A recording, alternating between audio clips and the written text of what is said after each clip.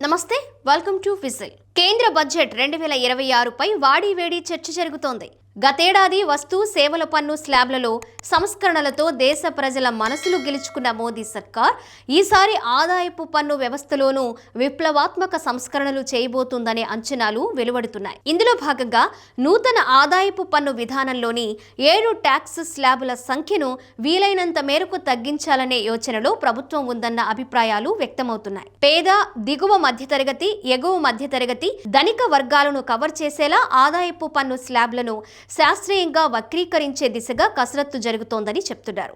త్వరలో జరగనున్న 5 రాష్ట్రాల ఎన్నికల వేళ అచ్చం జీఎస్టీ స్లాబుల తరహాలోనే సింపుల్గా, సూటిగా, క్లారిటీతో ఐటీ స్లాబులు ఉంటాయని తెలుస్తోంది. జీఎస్టీ అనేది పరోక్ష పన్ను, ఇన్కమ్ ట్యాక్స్ అనేది ప్రత్యక్ష పన్ను. ఆదాయపు పన్ను ప్రతి ఒక్కరికి సంబంధించిన అంశం. దీనితో యావత్ ప్రజానికం నేరుగా కనెక్ట్ అవుతారు. గతేడాది జీఎస్టీలో కేంద్ర సర్కార్ చేసిన సంస్కరణలతో సర్వత్రా హర్షాతిరేకాలు వ్యక్తమయ్యాయి. తమిళనాడు, కేరళ, బెంగాల్, అసోం, పుదుచ్చేరి లాంటి కీలక రాష్ట్రాల్లో అసెంబ్లీ ఎన్నికలు సమీపించిన వేళ ఈసారి ఇన్కమ్ ట్యాక్స్ విధానంలో సంస్కరణలకు కేంద్రం రంగాన్ని సిద్ధం చేస్తోంది. అందుకే ఫిబ్రవరి 1న ప్రవేశపెట్టనున్న బడ్జెట్లో ఇన్కమ్ ట్యాక్స్ సంస్కరణలపై ప్రకటన చేయాలని మోదీ సర్కార్ యోచిస్తోందని పరిశీలకులు అంటున్నారు. తద్వారా విపక్షాల కంచుకోటలుగా ఉన్న తమిళనాడు, కేరళ, బెంగాల్లో ప్రజలను ఆకట్టుకోవాలనే ప్లాన్తో బీజేపీ ఉందని విశ్లేషిస్తున్నారు. మన దేశంలో 2017 జూలై 1న జీఎస్టీ వ్యవస్థ ప్రారంభమైనప్పుడు 0%, 5%, 12%, 18%, 28% అనే 5 స్లాబులు ఉండేవి. విలువ ఆధారిత పన్ను, service tax, central excise duty, వినోద పన్ను, ఆక్ట్రాయ్ పన్ను వంటివన్నీ కలిపేసి జీఎస్టీ ట్యాక్స్ను తీసుకొచ్చారు. వస్తువులు, ఉత్పత్తులు, సేవలను ఈ 5 జీఎస్టీ స్లాబుల్లోకి ఆనాడు వర్గీకరించారు.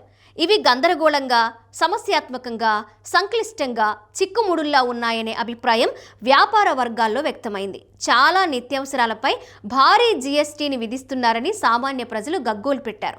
దీంతో గతేడాది కేంద్ర బడ్జెట్ సందర్భంగా జీఎస్టీలో భారీ సంస్కరణలు చేశారు.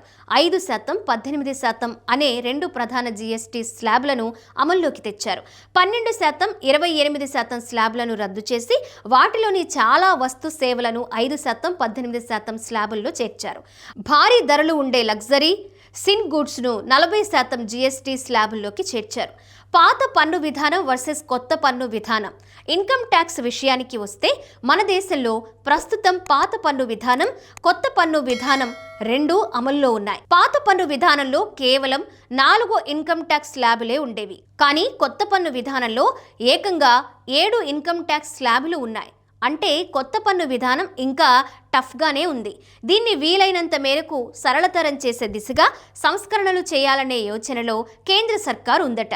ఇందులో భాగంగా కొత్త పన్ను విధానంలోని ఇన్కమ్ ట్యాక్స్ స్లాబుల సంఖ్యను తగ్గించనున్నారని సమాచారం.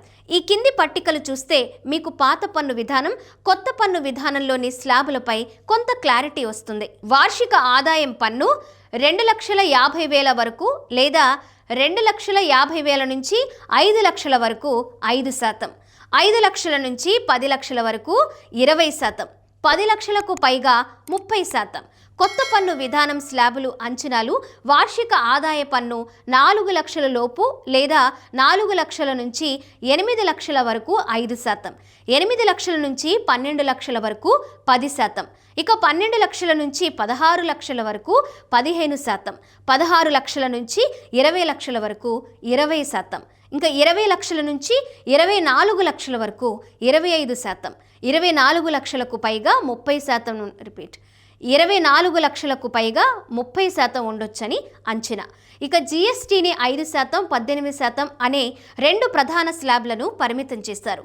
ఇదే విధంగా దేశంలోని ఆదాయ వర్గాలను 3 లేదా 4 ఇన్కమ్ ట్యాక్స్ స్లాబులకు పరిమితం చేసే అవకాశం ఉంది. 5% నుంచి 25% వరకు ఉన్న 5 ఆదాయపు పన్ను స్లాబులను మధ్యస్థ పన్ను రేట్లతో 3 స్లాబులుగా వర్గీకరించే ఛాన్స్ ఉందని అంటున్నారు. ఇన్కమ్ ట్యాక్స్ స్లాబులను తగ్గించడం వల్ల ప్రజలకు పన్ను చెల్లింపు అంశాలపై గందరగోళం తగ్గుతుంది. తమ చేతికి ఎంత వేతనం వస్తుంది, పన్ను కోసం ఎంత పోతుంది అనే దానిపై క్లారిటీ వస్తుంది. కొత్త పన్ను విధానం ప్రకారం సంవత్సరానికి 24 లక్షలకు పైగా ఆదాయాన్ని ఆర్జించే వారిపై 30% ఆదాయపు పన్ను విధిస్తున్నారు.